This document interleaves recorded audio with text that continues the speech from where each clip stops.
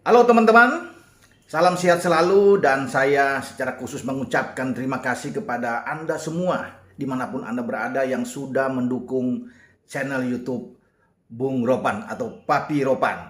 Nah, sekarang saya akan berbicara kembali ke Liga Premier Inggris, terutama ya, ini khusus nih tentang dua Manchester, Manchester Merah dan Manchester Biru, yang nantinya pada akhir pekan ini akan kembali turun lapangan memainkan laga mereka di mana Manchester Merah atau The Red Devils Manchester United akan menjamu The Hammers West Ham United di Stadion Old Trafford.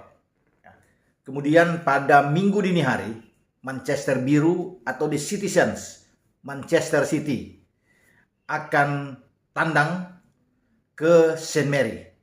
Lawannya pasti Southampton atau Southampton. Kita akan mulai dengan duel antara Manchester United versus West Ham. Ini tidak mudah ya.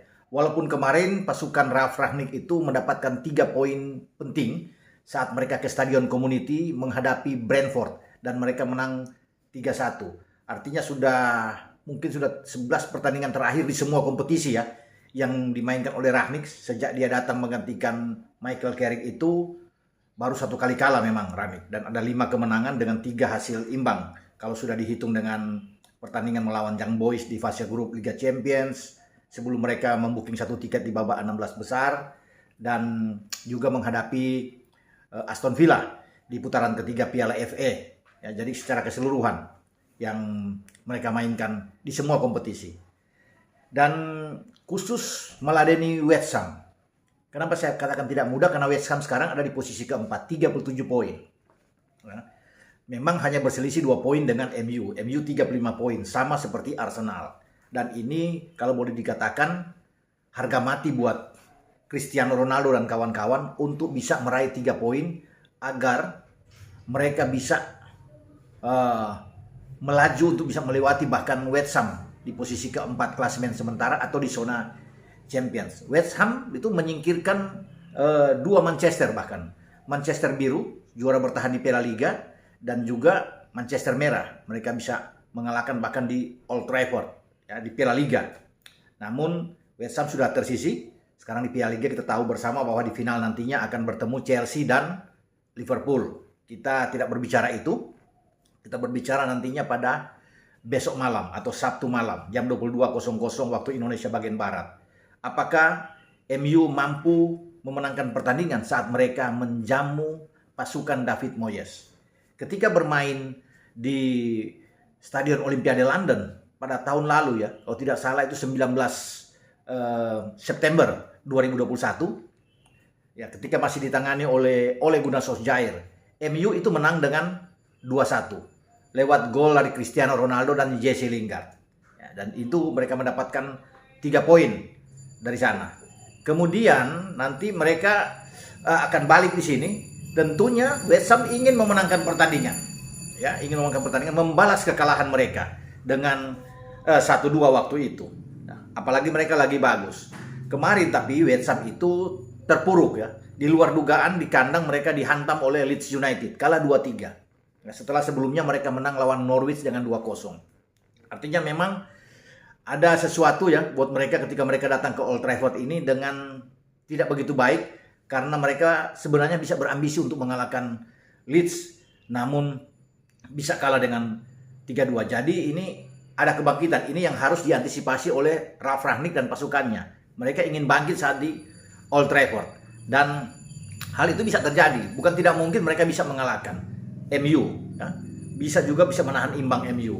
Nah, sekarang tinggal responnya ada di MU. MU harus menang dengan 3 poin agar mereka itu jauh lebih bagus untuk bisa masuk ke zona Champions. Karena pertandingan-pertandingan akan datang akan lebih bagus buat mereka, karena ada Burnley yang mereka akan hadapi, Southampton, Leeds yang akan mereka hadapi setelah pertandingan menghadapi West Ham United. Jadi ada 12 poin di depan. Kalau mereka bisa meraih itu di akhir bulan ini sampai di bulan depan Februari, ini akan bagus ya buat Harry Maguire dan kawan-kawan, karena mereka bisa tetap ada di atas. Persaingan itu masih tetap kuat ya di antara MU, West Ham, ada Arsenal, dan ada yang paling penting di sini Spurs. Karena Spurs itu baru 19 kali pertandingan, memungkinkan mereka untuk bisa melaju juga bisa melewati MU kalau MU menang melawan West Ham.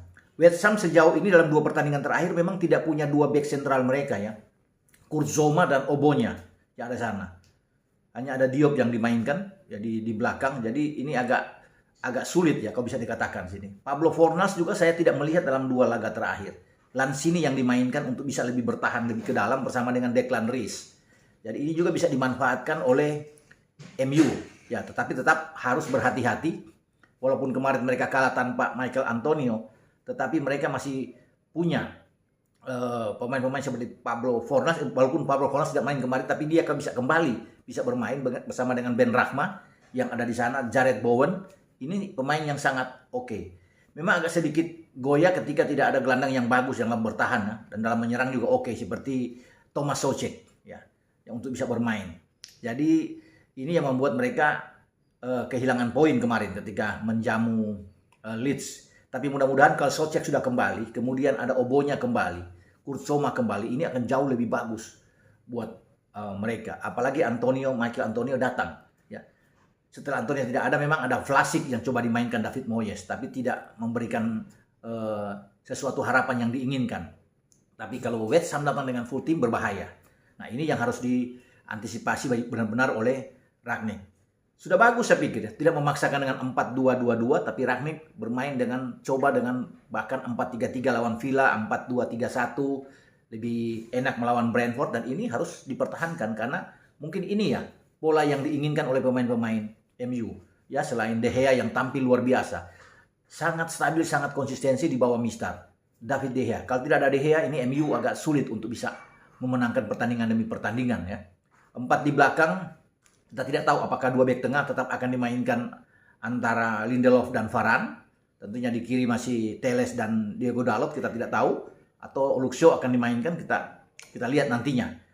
Atau bahkan dengan Maguire menggantikan Lindelof. Tapi kemarin kan Maguire masuk di babak kedua ketika mengalahkan Brentford dan menarik keluar CR7. Di tengah pasti tidak akan berubah. McTominay dan Fred yang akan tetap bermain di kedalaman starting 11 MU.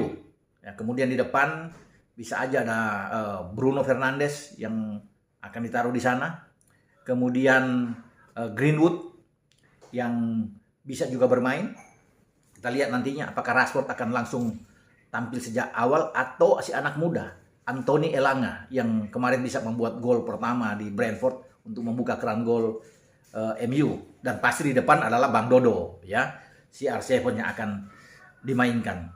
Inilah tugas dari Telles, tugas dari Dalot, 2 fullback mereka untuk tetap harus dengan rajin ya, mendukung serangan bagi MU ketika mereka menjamu West Ham, karena bisa dimanfaatkan untuk bisa menutup pergerakan dari Cresswell kalau bisa untuk naik ya, atau mereka punya Johnson dari sayap, kita tidak tahu, untuk bisa dimainkan oleh David Moyes. Tapi peran dari Dalot dan Telles ini memang sangat menentukan juga untuk alur serangan dari 2 sisi. Kalau ini berjalan dengan baik sekali, akan mendukung bagi Greenwood ya, atau Elanga yang ada di depan, dan terutama bagi Bang Dodo yang ada di lini serang. Jadi kita akan lihat bagaimana taktik, opsi ya, strategi yang dimainkan Rangnick. Karena 3 poin sekali lagi menjadi sangat penting buat mereka untuk bisa menatap 3 pertandingan ke depan. Bagaimana dengan Manchester Biru? Mereka ke Soton, ke St. Mary. Soton adalah satu di antara 2 tim yang mampu menahan City draw pada musim ini. Pertama dengan Liverpool tentunya, tetapi Soton lebih dulu ya. Menahan imbang 0-0 di Etihad tidak mudah bagi tim manapun. Ya, Liverpool bahkan bermain 2-2 itu di Anfield. Tapi sekarang ini berbahaya Soton. Bukan tidak mungkin mereka bisa melakukan draw, menahan lagi dengan draw ya menghadapi City. Namun City lagi bagus. City lagi tenang di atas di puncak, dan mereka bisa memenangkan pertandingan ini. Kalau bisa melihat bahwa mereka ada 5 pertandingan ke depan sampai di akhir Februari mendatang. Kalau mereka bisa menyapu bersih dengan 15 poin, maka pada akhir Februari mereka akan mendapatkan 71 poin. Semakin dekat sekali untuk bisa menjadi juara. Bahkan lebih cepat. Di Maret akhir mereka sudah bisa mengunci gelar ya, sebelum bahkan ketemu dengan Liverpool pada 9 April. Ini yang luar biasa bagi Pep Guardiola dan pasukannya ya, untuk bisa stabil terus ada di atas. Dan walaupun Soton saya katakan pernah menahan mereka 0-0, saya pikir ini bisa lain halnya ketika City dalam posisi yang bagus, dalam keadaan yang sangat bugar, ya semua pemain lagi fit. Ketika mereka menuju ke St. Mary, mereka bisa mengalahkan tuan rumah Soton. Karena ada 4 pertandingan setelah ini mereka bisa dapat. Brentford mereka bisa ambil, ya Norwich apalagi mereka bisa hajar. Tentunya di bulan depan itu tinggal mereka berhitung dengan Tottenham Hotspur dan Everton. Namun Hotspur itu bermain di Etihad. Memang Hotspur mengalahkan mereka di pekan pertama musim ini 1-0 ya. Satu di antara 2 tim yang mengalahkan City. Karena setelah itu ada Crystal Palace. Namun pada posisi saat ini pasukan Pep Guardiola bisa mengatasi Tottenham. Walaupun juga Tottenham lagi bagus-bagusnya bersama dengan Antonio Conte. Ya, tapi melihat ambisi mereka untuk cepat menjadi juara sebelum di akhir musim pada bulan Mei, ini yang saya rasa sulit untuk bisa menahan laju dari Manchester City.